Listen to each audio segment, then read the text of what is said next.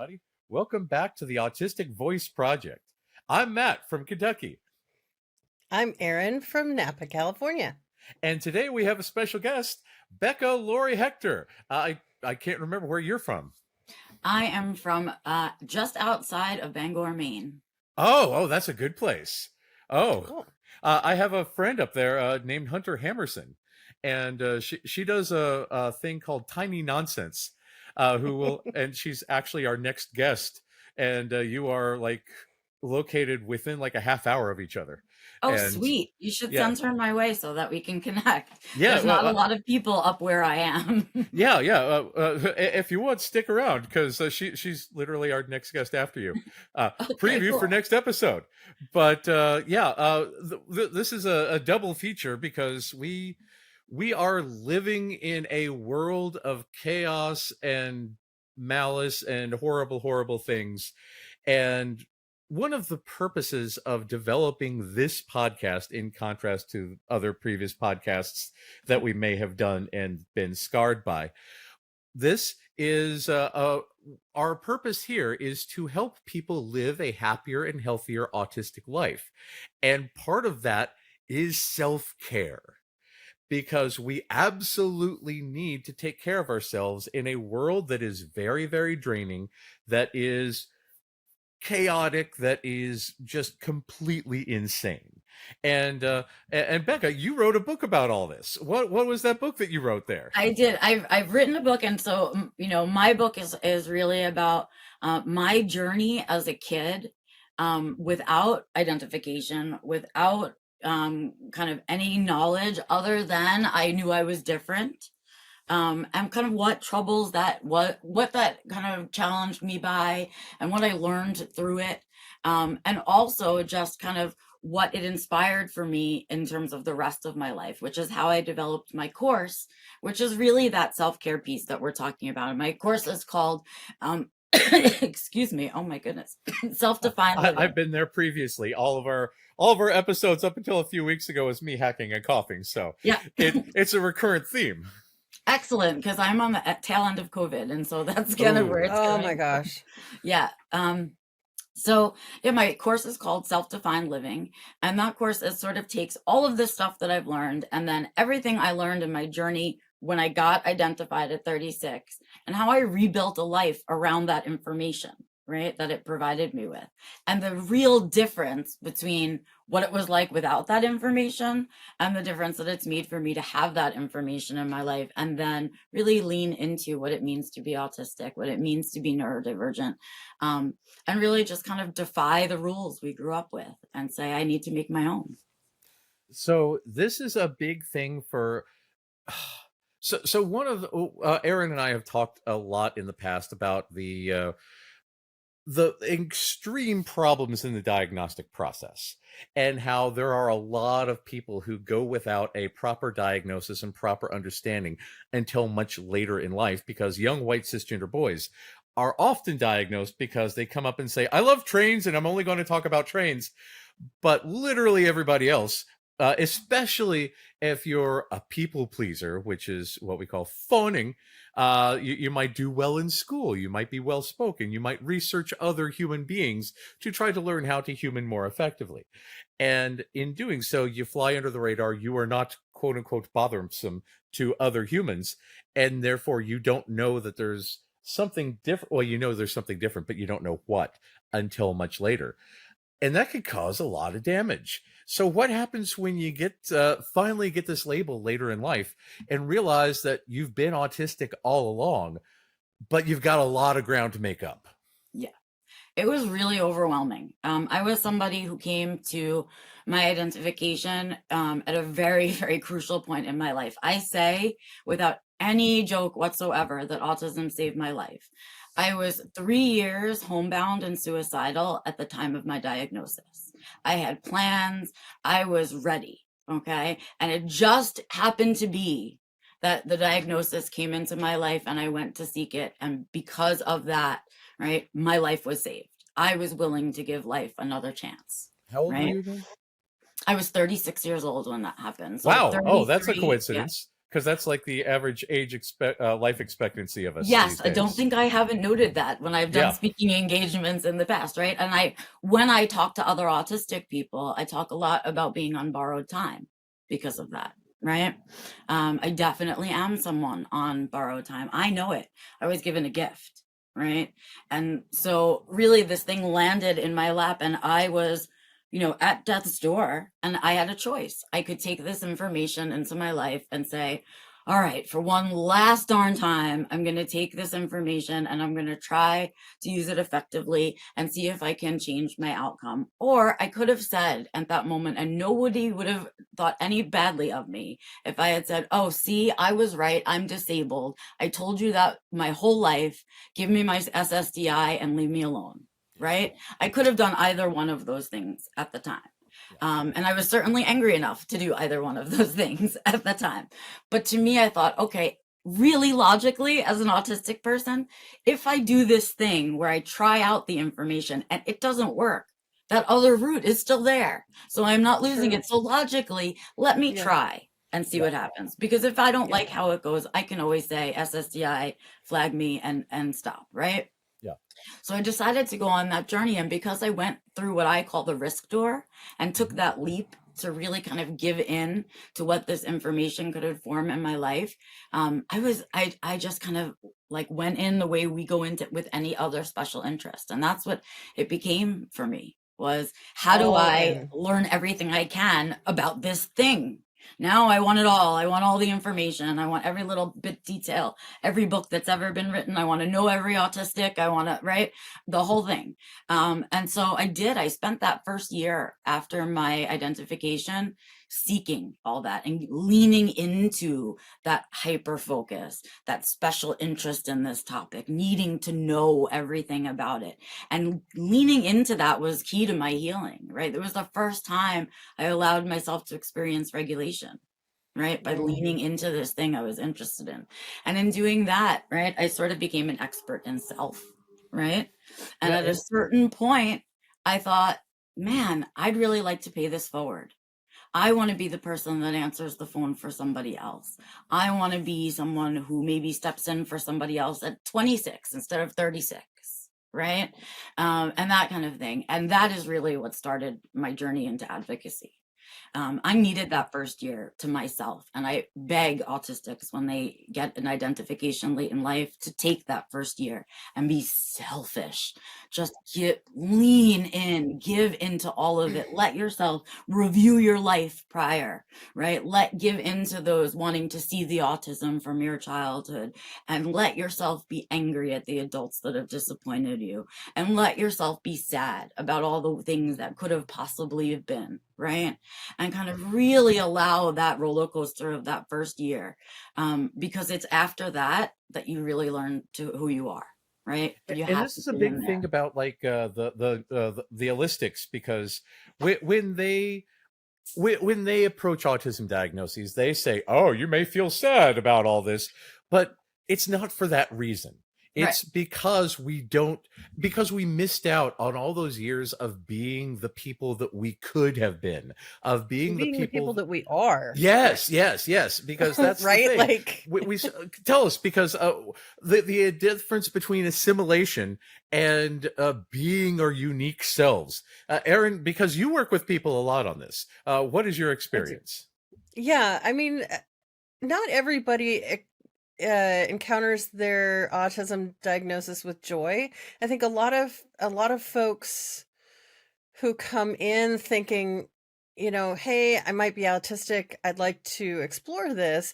Those folks are already more ready to hear it, and are more often like, there's the grief of a lifetime up to this point being lived according to rules that don't fit, according to standards and, cookie cutters that don't fit. And so there's definitely grief there. And then there's also the process of learning, okay, well, what do I need now? What do I know about me? Right? And what can I learn about me? Um, for folks who don't have autism on the radar or who are operating from outdated or stereotypical perspectives of what it means to be autistic, those are the folks that I find that have the hardest time because of internalized ableism or because they're thinking about their experience from inside out instead of thinking about the DSM criteria, which is written from the perspective of outside observers looking at a person and making assumptions about behaviors instead of. And for those people who this is their first time ever listening to an autism podcast and they have no idea who we are, what is internalized ableism? Internalized ableism is the discrimination a person has internalized from the social environment they're in about what a person should and shouldn't be able to do and how well they measure up to that. There's also disableism, which this is actually something I learned not that long ago. That's a new term for me. Tell me what that means. Disableism is also a thing, and that's the bias against people with disabilities. So we have both at play. So anyways, the folks who struggle are really the ones who struggle more, I think, at least in my experience. And my experience may not be your experience, dear listeners. So if you have a different experience, please know your experience is valid. We don't all have the same experience. I know it's a shock, and yet it's true. It is absolutely the truth. So, for example, there are people out there who like to drink Pepsi, and I am not that person. Anyways, sorry. I just threw that in there, didn't I? Coca-Cola girl. Now it makes me wonder what came up today to cause damn it, Pepsi, it's you again in my refrigerator, in my own home. It was me looking at the collection of Mexican Coca-Cola bottles that I need to take to the recycling and going, yeah, that's my drink. Anyways, all that notwithstanding, there's an interesting tangent there, but we'll stay on topic. All that notwithstanding, so some people experience a great deal of relief, especially if they're the ones who are like, okay, I've dug in, I've tried to figure out what's going on. I think I might be autistic, but I really need a diagnostician to confirm it for me, which some people need that, right? And it's totally fine to need that. And then when they get that confirmation, or when they really commit to their self-identification as autistic, that can be a huge relief, right? It's a good autism eval is as refreshing as Mexican Coke. If not, perhaps more so, right? And so anyways, the folks who don't have it on their radar, it can kind of go either way. Tell us about this. Tell us about the because again, that's the studies have shown that we have a high rate of suicide because of all of these factors, because of this pressure to conform, this pressure to live up to an artificial standard, this pressure to turn off our own needs and our own wants and our own abilities to conform to a system that is in no way made for us. So we, again, with the ableism, we say that, there is this mythical, I can do it all. I will pull myself up by my bootstraps and work a 12-hour day every day for 47 years and then die peacefully, which I find insane. And then there's apparently disableism. But by the way, nobody can actually do that. Well, pull self, and that's the thing, because the whole pull self up by bootstraps is meant to be a thing that you can't possibly do, because otherwise you can fly. And no one, this mythical puritanical standard of work ethics is insane, and it only serves to benefit the employer, whom benefits from all of your labor. It's a it's a bizarre myth that kills us all. It just tends to kill autistic people sooner than allistics, even though the allistics are, being killed by it too. So, and then of course these biases of, I've seen a lot of autistic people saying, I am not disabled, I am high functioning. And dun, dun, dun, dun. yeah, I can definitely handle loud noises and bright things and small talk. And I'm the kind of person that the reason we record on Fridays is because every other Friday I have my son, and on the days that we record, I need to sleep for about 15 hours because that's what I absolutely need, because otherwise I can't get through the world. Because, as an autistic person, even though I am an LPP, I am a psychological practitioner, I am capable of doing autism evaluations in the state of Kentucky, I do therapy, I have my own business, I've helped to develop a Trail House, our autistic-led autism center, I am a parent, I could drive an automobile, I could put on my own shoes, I pay taxes, I once played baseball, but I am disabled. And that's an important thing about all this, because there's a lot of people who eschew a word which here means don't want that label. And it can be very confounding when you say, what do you mean I need to take care of myself? And that's so first of all, Erin, how do you deal with that? And then Becca, we'll come back to you in your course, because I realize now I should have gotten your book off my bookshelf up there so I could show people. But I'll turn off the video in a little bit and grab it for you as you're talking about things. But Erin, tell us about your work with this whole internalized ableism, internalized disableism, autistic self-bigotry sort of thing. And then Becca, we'll talk more. Well, I think part of it is helping people notice when that crops up. Like, I should just be able to wake up when my alarm goes off, right? Like, really, says who? Yeah, shoulds. Shoulds are always a clue to some kind of self-critical thought. And then you have to start getting curious about, like, well, where does that message come from? Yeah. Well, my parents instilled a work ethic. Right. Okay. But sometimes it's hard. Well, yeah, it's hard, but I should just be able to. Well, okay. Have you tried if suffering? Yes. Suffering, the 100% way to make yourself more miserable. Yeah.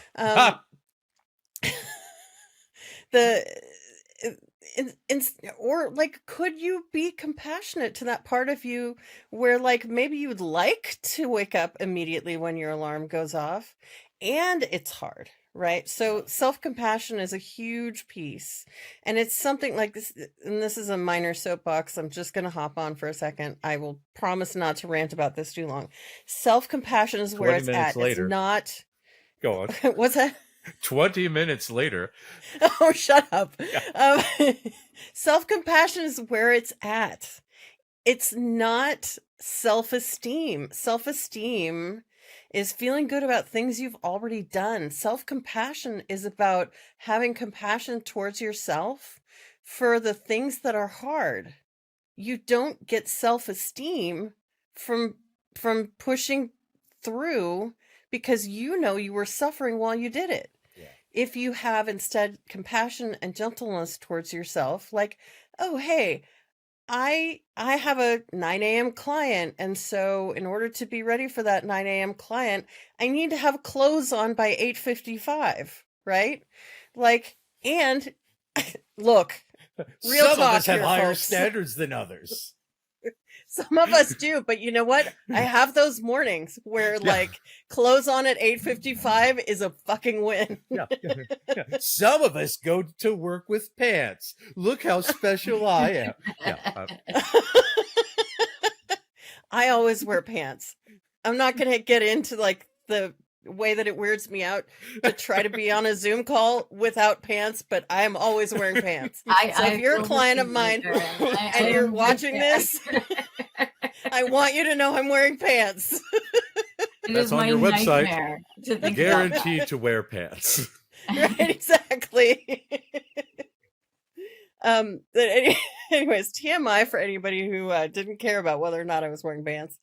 Um, but like sometimes that is the win, right? And if you're struggling to wake up in the morning, acknowledging that it's a struggle and being kind to yourself removes the layer of emotional, mental, and physical energy that goes into the self-critical cycles of, but I should, but I should, but I should, but I should. What kind of Right? damage does that cause to a person to keep shooting themselves like that? Oh, it's that contributes to burnout, that contributes to depression, that contributes to anxiety. The end of the road on that is suicidality. Like, it can be crippling. So stop shooting on yourself, peoples. So, anyways, yeah, self-compassion is a huge piece. Um, and yes, also self-esteem is nice. Like, be proud of what you've done. Be honest with yourself about what you've accomplished and be proud of what you've done. And also have compassion for yourselves about the places where it's hard, or the places where it doesn't come as easily as you might want, or the places where you're still learning and you're stumbling over your whatever, right? Um, like that's a huge piece of it. And that's a Which big thing. also goes Oh, into self-care. yeah, and that's a big thing about like autistic centered therapy, because one of the biggest components is advocacy work, advocacy for self and for others. And if we have to acknowledge that we do have these quote unquote special needs, then we have to be more compassionate to our fellow human beings. We have to be more compassionate to those people who are possibly more disabled, more visibly disabled than we are, despite the fact that we might be just as disabled, but we're working 24/7 to hide it.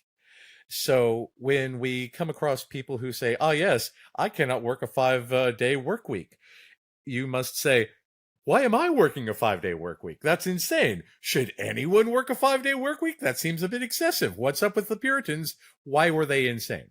And it's one of those things I think that we as humans could do better on all around, but it requires that realization that we deserve compassion, that we need to be compassionate to ourselves, that we need to be compassionate to our fellow human beings, and that treating each other terribly is not a good long-term solution. Right.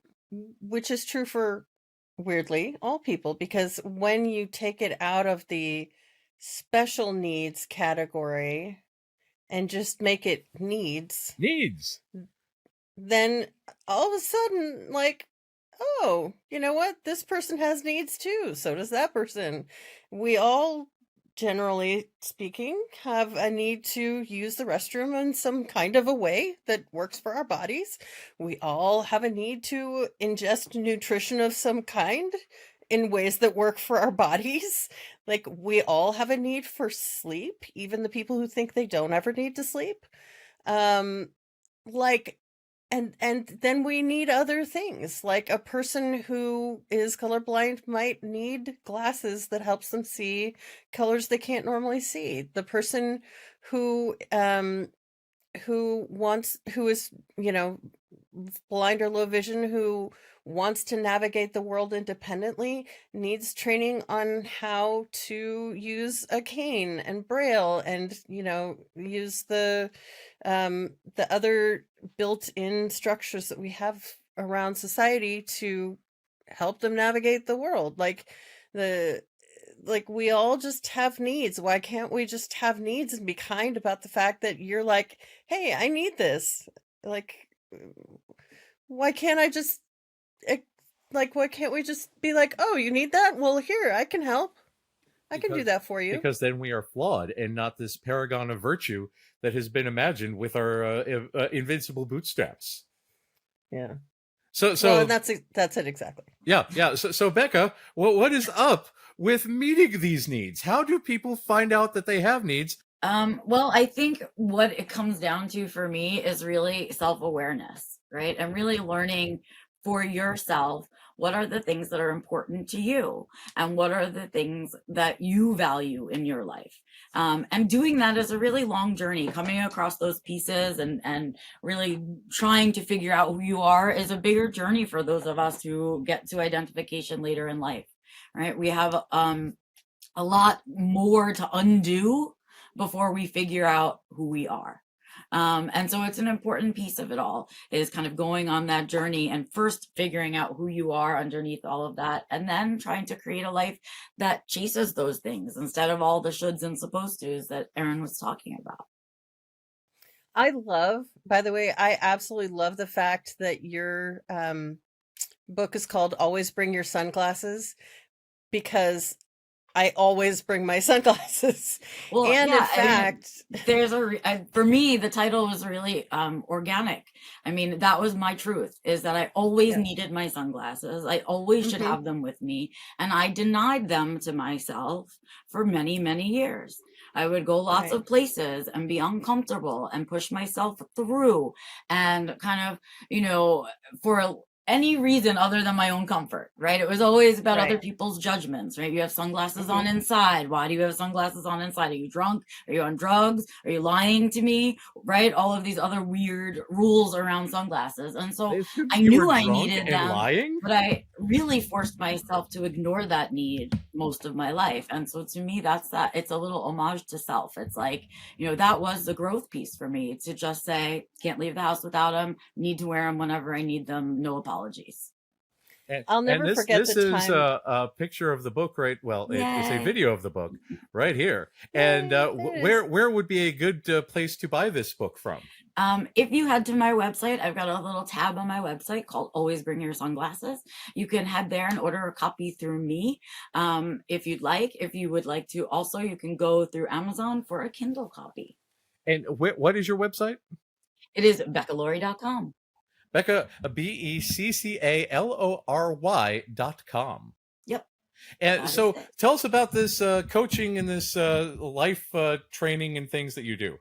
Right. So out of my kind of little journey, I was, I had to piece together kind of how to take care of myself. And so when I started, I went to the self-help section of the bookstore, which is now called personal development, and they now call it, but it Ooh. was used to be called self-help. And that's the section I went to. And I think I found what a lot of autistics found, was that there was good information there, but it was all by neurotypicals for neurotypicals, right? It was like, great that that information is out here, but it doesn't work for me in my brain. And so I had to do a lot of trial and error with the self-help type information that was out there, with the lifestyle design type stuff that was out there, just like a lot of us had to do. And I had to piece together what worked and what didn't. And what I realized was there were a lot of patterns in these people's books. So my little autistic brain was like, well, I like those patterns. Can I just take the patterns and replicate those? And that's really what I did in my course, was take all the things that I found to be useful and repeated by many people. And I just said, they wrap it up as like a full meal. We don't even want meat and potatoes. We want just the meat. And so my course is literally just the meat of what I consider to be the most important lessons of personal development for autistic people who need to create that life for themselves, who are coming into that identification later and need some help thinking about how to get rid of the shoulds that they gave into and rebuilding around those new rules, right? Your own rules. And that's really what it's about, figuring that stuff out. That's an extensive bit of reprogramming. Especially if you spend 36 years of your life under the assumption that this is the way, and that you're, because again, as we are not all the same human being, but What? given that a lot of us say, perhaps I should end it all because I am not successful. Right. Because people say that you should do this, you should do this, you should do this, and then you will be a successful human being. If we come about that, it turns Right. out that it's not that we're a not successful human being. It's just that we're running the wrong attempts at Yes. an And in operate fact, system. that word was my trigger word. Tell me. Success. It was my trigger word around everything. Was like, why? I just want to be successful, right? And I was chasing this thing. And the thing about it is, when we think about the word success, it's wrapped up in a lot of shoulds, right? So Yes. for me, what success meant wasn't a definition Yes. I gave it. It was a definition that was given to me by the Right. outside world that I never paused to question, right? I just digested it, right? So I was out there in the world chasing this version of success that to me, not only didn't I want, I was not interested in it, but I was having a really hard time getting there. Because the truth is, if you don't want something, you're never going to get it, right? Like it doesn't matter how hard you try because it's really Yeah, you're not not gonna something that fight you for it. want. It's not something that fits you. So I was chasing, looking for a husband. I should have children. I'm supposed to get married and own a house and a backyard. And we're supposed to have Sunday dinners. And this is what's supposed to happen, right? Even though I have never wanted a child for a moment in my life, even though I didn't really believe in marriage until I was well into my 40s, even though like a lot of things, right? So here I was chasing this thing that didn't match me. It didn't match me. So what I said is, well, what if I redefine success? What if I really look at that word and ask myself what it means? And to me, what it means is safety. It means comfort. It means being surrounded with people who like me authentically, right? It means not feeling burnt out, not feeling exhausted, not feeling like I don't want to be here, but instead feeling like I want to wake up every day and like my life. Right. Even though Well, you're not and having the family Sunday dinners that are apparently Even important. though I have never had a Sunday dinner in my life. Really? And Wow. Really? Becca, With you're not having the pointing 2.5 dogs and a picket fence and None of whatever people have said is the desirable thing. Amazing. Wow. But Becca, you're pointing out something really really important too, and I want to highlight it for our listeners or watchers if you're watching this on YouTube. A lot of your success metrics are about process, not product. And what I mean by that, or they're not outcome goals, right? It's not like, oh, I'm going to make $50 million a year, right? That's an outcome goal versus a process goal might be, I'm going to spend an hour a day working on XYZ skill, right? But what if skill doesn't bring you millions of dollars? Well, what's the point of doing a skill if I don't have millions of dollars?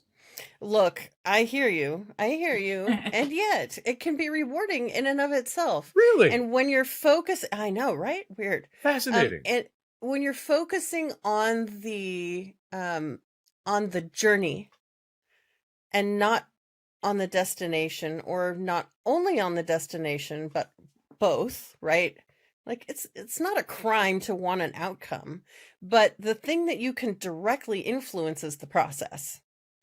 Right? So if you're working towards on a skill, you might not make $50 million a year, but on the other, and I'm thinking about calligraphy right now for whatever reason, but if you keep That's some working expensive calligraphy, madam.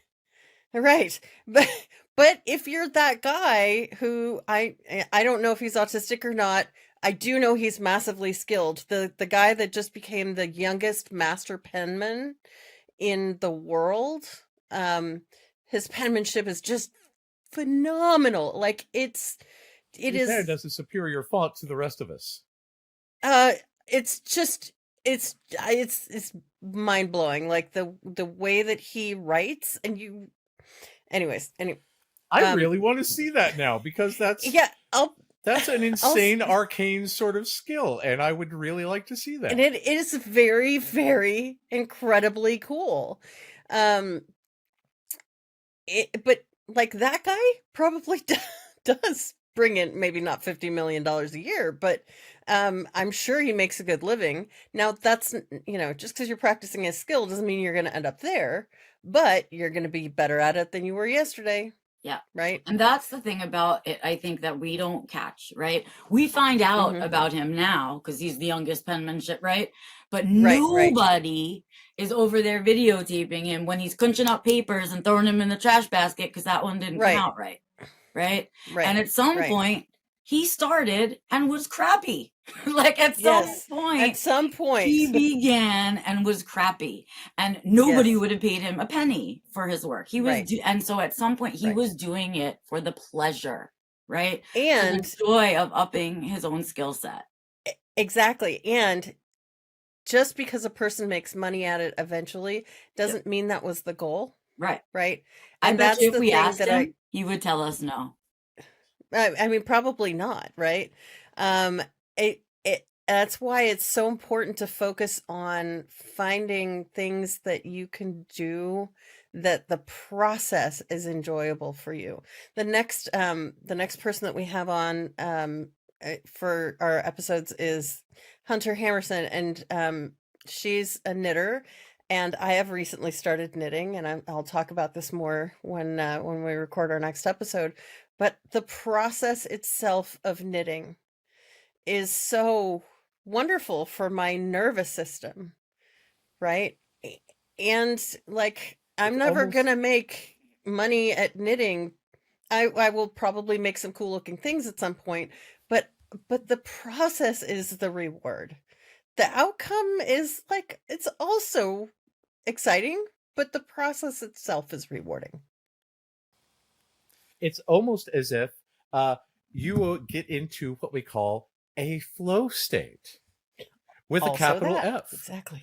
because that is how we meditate as autistic people. We get into our special interests, we get into this process, and this flow state helps us relax, helps us restore ourselves, and we build a skill to be the very best, like no one ever was. Right. Yeah. That is something we often do. Yes.